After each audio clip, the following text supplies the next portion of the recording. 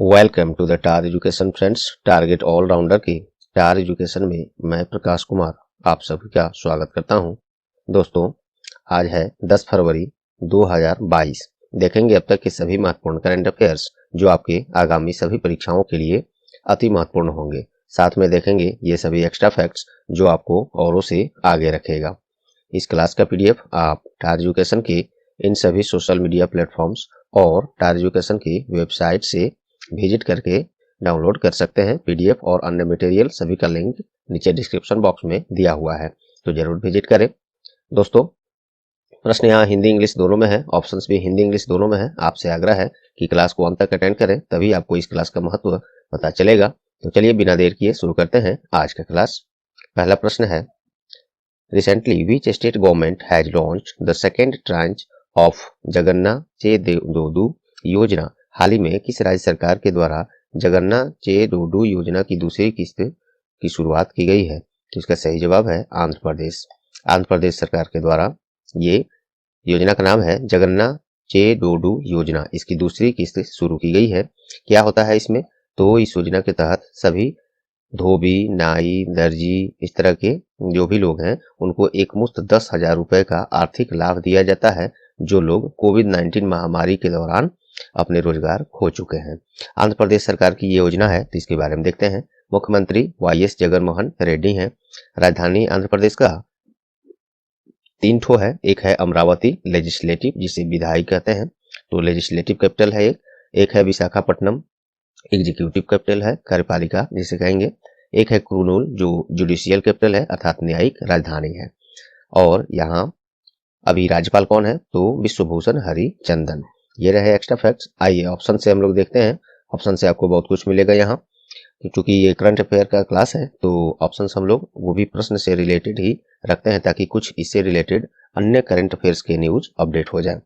तो देखिए, कर्नाटक क्यों न्यूज में रहा है? तो कर्नाटक राज्य सरकार के द्वारा हाल ही में सरकारी सेवाओं को गांव-गांव तक पहुंचाने के लिए एक योजना लॉन्च किया था। उसका नाम है विलेज वन। विलेज वन, या हिंदी में उसको ऐसे कुछ न्यूज़पेपर में हम देख रहे थे ग्राम वन या गांव एक, ऐसे दिया था। तो आप किसी तरह से भी याद रखेंगे, विलेज वन, ग्राम वन या गांव एक, ये योजना कर्नाटक सरकार के द्वारा शुरू किया गया है। इसमें क्या होगा, सरकारी सेवाएं जो भी राज्य सरकार की हैं वो गांव-गांव तक पहुंचाया जाएगा। तो विलेज वन योजना कर्नाटक सरकार। कर्नाटक राज्य की स्थापना कब हुई थी? 1 नवंबर 1956 में। कर्नाटक की राजधानी बेंगलुरु है। बेंगलुरु। और कर्नाटक के मुख्यमंत्री कौन है? तो बसवराज बोमई। बसवराज बोमई। राज्यपाल कौन है? थावरचंद गहलोत। तो ये सब फैक्ट्स आप याद रखिएगा। चलिए अगला ऑप्शन है छत्तीसगढ़। ये न्यूज में क्यों रहा है? तो हाल ही में छत्तीसगढ़ सरकार के द्वारा राज्य में रोजगार के अवसर पैदा करने के लिए एक योजना का शुरुआत किया गया था। उसका नाम है रोजगार मिशन।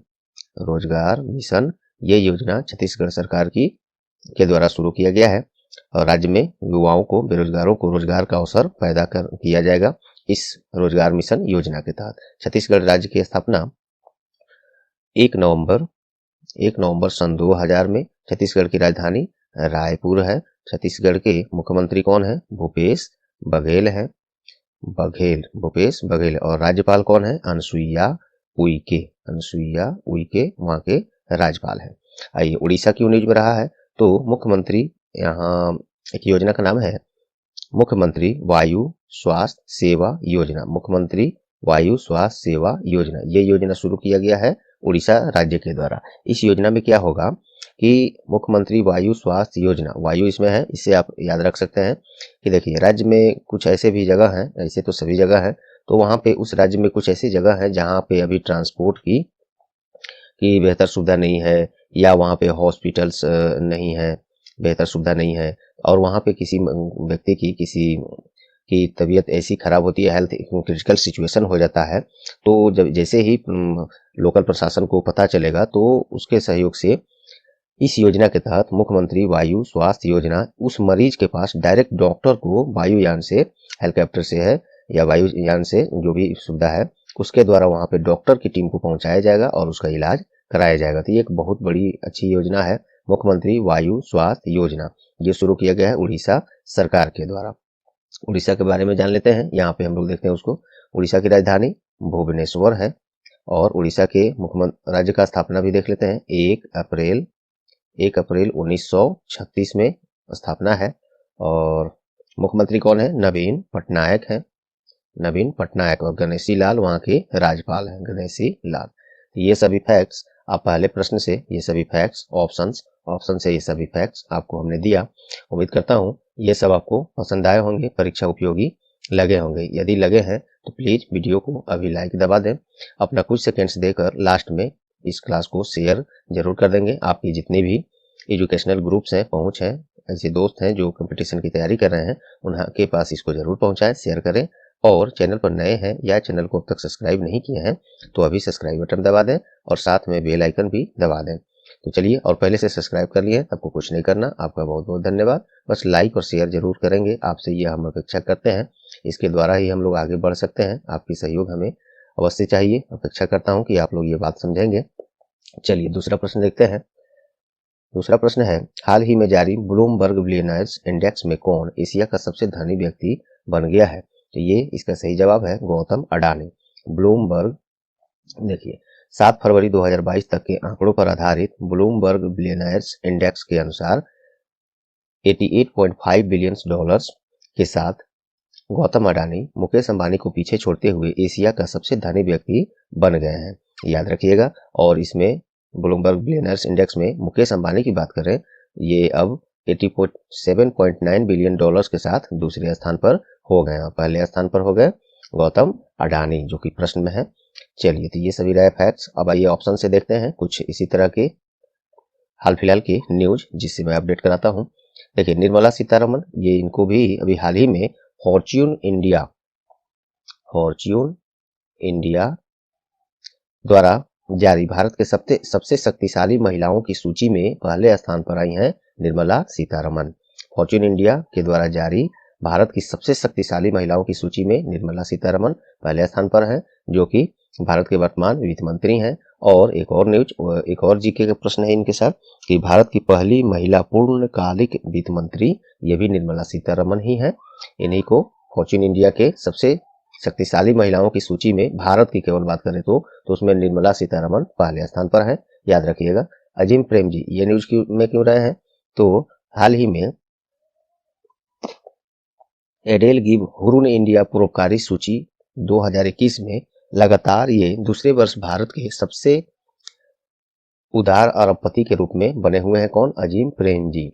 सबसे उदार अरबपति, अर्थात इनको इस मायने में भी समझ सकते हैं सबसे ज्यादा दान करने वाले व्यक्तियों की सूची में पहले स्थान पर कौन है? अजीम प्रेम जी। और ये सूची जारी किया गया है एडेल गिव हुरुन इंडिया परोपकारी सूची है, उसमें ये पहले स्थान पर है, सबसे अधिक दान करने वाले अजीम प्रेम जी। तो ये याद रखिएगा।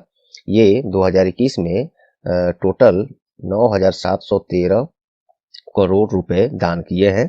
और इसी के साथ ये सबसे बड़े दान करता है भारत के। कुमार मंगलम बिरला ये न्यूज में क्यों रहे हैं? तो ये global entrepreneur of the year award से सम्मानित किए गए हैं। कौन? कुमार मंगलम बिरला। तो ये सभी फैक्ट्स दूसरे प्रश्न से आप याद रखेंगे। चलिए नेक्स्ट क्वेश्चन देखते हैं। चलिए, रेलवे सुरक्षा बल अर्थात रेलवे प्रोटेक्शन फोर्स आरपीएफ के द्वारा मानव तस्करी को रोकने के लिए कौन सी ऑपरेशन चलाई गई है? इस ऑपरेशन का नाम है ऑपरेशन आहट। ऑपरेशन आहट चलाया गया है। इसमें क्या किया जाएगा? तो इस ऑपरेशन के द्वारा मानव तस्करी से पीड़ित लोगों को बचाने का काम किया जाएगा। केंद्रीय रेल मंत्री कौन है? अश्वनी वैष्णव। आइए आरपीएफ के बारे में कुछ जान लेते हैं। आरपीएफ अर्थात रेलवे प्रोटेक्शन फोर्स, इसकी स्थापना 2 जुलाई 1872 में, हेडक्वार्टर न्यू दिल्ली है। और इसके डायरेक्टर जनरल कौन है? संजय चंदर। महानिदेशक कौन है? संजय चंदर। आइए रेलवे की बात हुई है तो कुछ और देख लेते हैं रेलवे के बारे में। देखिए, भारत में पहली ट्रेन 16 अप्रैल 1853 को बॉम्बे की बोरी बंदर स्टेशन से थाने स्टेशन के बीच 34 किलोमीटर की दूरी के लिए चलाई गई थी। रेलवे बोर्ड की स्थापना 1905 में। रेलवे बोर्ड में कुल 18 रेलवे जोन है, जिसमें कोलकाता मेट्रो इंक्लूडेड है। और भारत के पहले रेल मंत्री कौन थे? जॉन मथाई। और वर्तमान केंद्रीय रेल मंत्री को पहले रेल मंत्री जॉन मथाई थे, तो वर्तमान रेल मंत्री कौन है? श्री अश्वनी वैष्णव। और सबसे मोस्ट इंपोर्टेंट, ये बहुत बार पूछा जाता है ये प्रश्न, रेलवे बोर्ड के नए अध्यक्ष और कार्यकारी अधिकारी कौन है? तो ये अभी हैं विनय कुमार त्रिपाठी। चलिए नेक्स्ट क्वेश्चन देखते हैं। हाल ही में किस देश ने सेल्स फोर्स ग्लोबल इंडेक्स में पहला स्थान हासिल किया है? ये अपना देश Bharat Salesforce global index में पहला स्थान हासिल किया है। ये 19 देशों की एक सर्वेक्षण की गई थी। तो इसमें भारत ने डिजिटल तैयारी का सर्वोच्च स्कोर प्राप्त किया है। यह सूचकांक आज और अगले 5 वर्षों में व्यवसायों के लिए आवश्यक प्रमुख डिजिटल कौशल हासिल करने के लिए वैश्विक कर्मचारियों की भावनाओं और तत्परता को मापता है। केंद्रीय कौशल विकास उद्यमिता मंत्री कौन है? श्री धर्मेंद्र प्रधान है। ये एजुकेशन मिनिस्टर भी यही है, शिक्षा मंत्री भी धर्मेंद्र प्रधान ही हैं। तो ये सेल्स फोर्स ग्लोबल इंडेक्स में पहला स्थान अपने देश भारत का है, याद रखिएगा। नेक्स्ट है, हाल ही में किसे स्वर्गीय माधवराव लिमये पुरस्कार के लिए चुना गया है? ये चुना गया है नितिन गडकरी। नितिन गडकरी कौन है? केंद्रीय सड़क और परिवहन राज्य मंत्री हैं। इन्हीं को स्वर्गीय माधव राव लिमये पुरस्कार के लिए चुना गया है। यह पुरस्कार जो है माधवराव लिमये की याद में उनकी बेटी डॉक्टर शोभा निर्लेकर के द्वारा प्रत्येक वर्ष चुन दिया जाता है। ये कौन है? देखिए, स्वर्गीय माधवराव लिमये पुरस्कार के लिए प्रत्येक वर्ष कुशल विधायक या सांसद सदस्य पुरस्कार के लिए लोकसभा राज्यसभा के सदस्यों में से किसी एक को चुना जाता है। तो ये बात क्लियर हो गया। और ये कौन है स्वर्गीय माधवलाल लिमये? तो ये एक वरिष्ठ समाजवादी नेता, पत्रकार, लेखक, शैक्षिक मार्गदर्शक और ये महाराष्ट्र से एक सामाजिक कार्यकर्ता थे।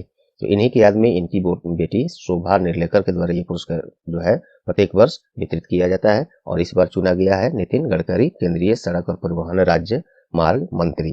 याद रखिएगा, स्वर्गीय माधवराव लिमये पुरस्कार नितिन गडकरी। नेक्स्ट है, हाल ही में कहाँ कंचोथ पर्व मनाया गया है? ये प्रश्न मुझे लगता है कल शायद दे चुका था मैं वेबसाइट पर, लेकिन यूट्यूब पर नहीं लाया था क्लास में, तो आज इसको डालना पड़ा फिर से। तो कंचोथ पर्व ये मनाया गया है जम्मू कश्मीर में। इसमें क्या होता है? तो विवाहित महिलाओं जो है उनके द्वारा अपने पति की लंबी उम्र की प्रार्थना किया जाता है इस पर्व में। जम्मू कश्मीर के अभी उपराज्यपाल कौन है? तो श्री मनोज सिन्हा है। राजधानी दो ठो है, जम्मू है विंटर सीजन के लिए, श्रीनगर है समर सीजन के लिए, याद रखिएगा। नेक्स्ट है, डिजिटल हेल्थ केयर प्लेटफॉर्म मेडी बॉडी, ये कंपनी है, हेल्थ केयर प्लेटफॉर्म है एक मेडी बॉडी। इसने किस अभिनेता को अपना ब्रांड एम्बेसडर बनाया है? तो ये मेडी बॉडी ऐसे तो काफी हाईलाइटेड कंपनी है, लेकिन इस तरह से अगर प्रश्न हाईलाइट नहीं भी होता तो जो इस कंपनी ने जिसे अपना ब्रांड एम्बेसडर बनाया है उनके चलते ये प्रश्न ज्यादा इंपोर्टेंट हो जाता है। तो ये हेल्थ केयर प्लेटफॉर्म मेडी बॉडी अपना ब्रांड एम्बेसडर बनाया है अमिताभ बच्चन जी को, इसलिए प्रश्न ज्यादा महत्वपूर्ण है। यही बात मैंने यहाँ लिखा है, चलिए तो याद रखिएगा उसको। नेक्स्ट है, केंद्र सरकार के द्वारा प्रधानमंत्री किसान संपदा योजना को कब तक के लिए बढ़ा दिया गया है? तो ये 2026 तक के लिए बढ़ा दिया गया है और इसमें 4,600 करोड़ रुपए आवंटित किए गए हैं इस बार यूनियन बजट में, और 2026 तक के लिए बढ़ा दिया गया है। इसमें इस प्रधानमंत्री किसान संपदा योजना PMKSY है, इसका शॉर्ट में कहते हैं। ये खाद्य प्रसंस्करण उद्योग मंत्रालय द्वारा चलाया जाता है और इसका उद्देश्य क्या है ये देखते हैं। देखिए, इसका उद्देश्य खाद्य प्रसंस्करण क्षेत्र के समग्र विकास, उन्नति और किसानों की आय बढ़ाने और रोजगार उपलब्ध कराने के का कार्य करना है। इस योजना अर्थात प्रधानमंत्री किसान संपदा योजना 2026 तक के लिए बढ़ा दिया गया है। 4,600 करोड़ रुपए आवंटित किए गए हैं इस बार यूनियन बजट में। केंद्रीय कृषि मंत्री भी कौन है? श्री नरेंद्र सिंह तोमर, याद रखेंगे। नेक्स्ट है, हाल ही में किसे विक्रम साराभाई अंतरिक्ष केंद्र VSSC के निदेशक नियुक्त किए गए हैं? विक्रम साराभाई अंतरिक्ष केंद्र के निदेशक डॉक्टर उन्नी कृष्णन नायर को नियुक्त किया गया है। और ये आपको याद होगा, ये प्रश्न मैं कल के क्लास में ही करा चुका हूँ, रिपीट मैंने इसलिए कर दिया कि मोस्ट इंपोर्टेंट है, प्लस आज क्वेश्चन जो है बहुत कम ही बन पाए हैं न्यूज़पेपर्स में, तो कुछ ऐसे टाइम पास न्यूज देने से क्या फायदा। जो इम्पोर्टेंट है उसको मैंने आपको दोबारा से कल के क्लास के 1-2 क्वेश्चन इसमें मैं रिपीट कर दिया हूँ। तो ये प्रश्न मैं कल ही करा चुका हूँ। कुछ लोग को आज कहीं कहीं की मिलेंगे तो लगेगा कि नया प्रश्न है, ऐसा नहीं है, ये मैं कल ही करा चुका था। चलिए, तो विक्रम साराभाई अंतरिक्ष केंद्र के निदेशक बने गए हैं, डायरेक्टर बने गए हैं डॉक्टर S उन्नीकृष्णन नायर। और ये किसका जगह लिए हैं? तो डॉक्टर S सोमनाथ का जगह लिए हैं। याद आया कुछ? डॉक्टर S सोमनाथ अभी ये क्या कहाँ चले गए? तो ये इसरो के प्रमुख बनाए गए हैं, इसरो के चेयरमैन बनाए गए हैं S सोमनाथ। इन्हीं के जगह पर अब आ गए हैं विक्रम साराभाई अंतरिक्ष केंद्र में ये S उन्नीकृष्णन। ये सब आपको भी लिंक करके एक दूसरे से इस तरह से याद होने चाहिए, तभी आप औरों से आगे रहेंगे। चलिए, Vikram Sarabhai space centre, short में VSSC कहते हैं, इसका स्थापना 21 नवंबर 1963 में। इसका हेडक्वार्टर तिरुवनंतपुरम है जो केरला की राजधानी है। Director doctor S Unnikrishnan Nair हो गए, जिनकी आधार पर ये प्रश्न अभी चल रहा बन रहा है। और ये जो विक्रम साराभाई अंतरिक्ष केंद्र है, ये इसरो का ही पेरेंट एजेंसी है। इसकी पेरेंट एजेंसी इसका इसरो ही है, इसी के अंडर में वो चलता है। नेक्स्ट है, हाल ही में किस बीमा कंपनी ने साइबर सचेत बीमा पॉलिसी लॉन्च किया है? तो ये HDFC एर्गो द्वारा साइबर सचेत, ये बैंकिंग वालों में ज्यादातर पूछता है छोटे छोटे प्रश्न। साइबर सचेत HDFC एर्गो एक बीमा कंपनी है, जनरल इंश्योरेंस कंपनी है, उसने शुरू किया है। क्या होगा इसमें? तो इसका उद्देश्य ग्राहकों के लिए साइबर से संबंधित डिजिटल जोखिम को कम करना और इन्हें इंटरनेट बीमाकृत रखना। आपके साथ अगर यूज करते हैं, तो सबको यूज कर रहा है इंटरनेट, तो उस दौरान आपसे कोई फ्रॉड हो जाता है, कुछ ऐसी क्षति होती है, तो उस क्षति की भरपाई इस बीमा से की जा सकेगी। वही है HDFC एर्गो का साइबर सचेत बीमा पॉलिसी है। आप ले सकते हैं। 2 रुपये पर डे के हिसाब से ये इसका खर्च लगभग आएगा, उससे कम ही आएगा। ऐसा मैंने और डिटेल में पढ़ा था, तो ये बात उसमें था, वो चीज़ मैंने यहाँ पे आपको लिख के नहीं दिया हूँ, बता दिया मैंने। चलिए, हाल ही में जारी सांसद आदर्श ग्राम योजना रैंकिंग में किस गांव ने पहला स्थान हासिल किया है? ये भी प्रश्न मैं कल ही करा चुका हूँ। कुछ लोग को आज मिलेगा कहीं पे तो लगेगा कि बहुत नया प्रश्न आ गया। नहीं, ये प्रश्न मैं कल ही करा चुका हूँ, ये मैंने रिपीट कर दिया है। अच्छी प्रश्न थी ये, क्योंकि कल बहुत कम ही क्वेश्चन न्यूज़पेपर्स में दोस्तों मिल पाया था। तो ऐसे अब कुछ भी भर देने से अच्छा है आपको कुछ ऐसा दे देना जो कि आपके एग्जाम्स के लिए महत्वपूर्ण होंगे, वही मैंने किया है।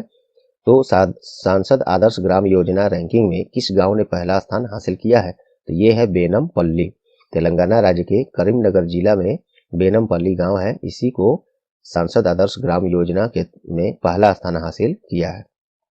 सांसद आदर्श ग्राम योजना में शीर्ष 7 गांव जो टॉप किया है वो केवल तेलंगाना राज्य से ही है, ये भी ध्यान रख सकते हैं। और ये क्या है सांसद आदर्श ग्राम योजना? तो ये ग्रामीण विकास कार्यक्रम है, जिसमें जो सांसद लोग हैं वे लोग किसी एक या एक से अधिक गांव को गोद ले सकते हैं, चयन कर सकते हैं, और उसके स्वर्णिम विकास के लिए उनको जो फंड दी गई है, कोष दी गई है, उससे उसका विकास करेंगे। तो एक अच्छी पहल है सरकार द्वारा इस योजना को चलाना। चलिए, तेलंगाना का गांव बेनमपल्ली पहले स्थान पर है, तो तेलंगाना के बारे में देखते हैं। राजधानी हैदराबाद है।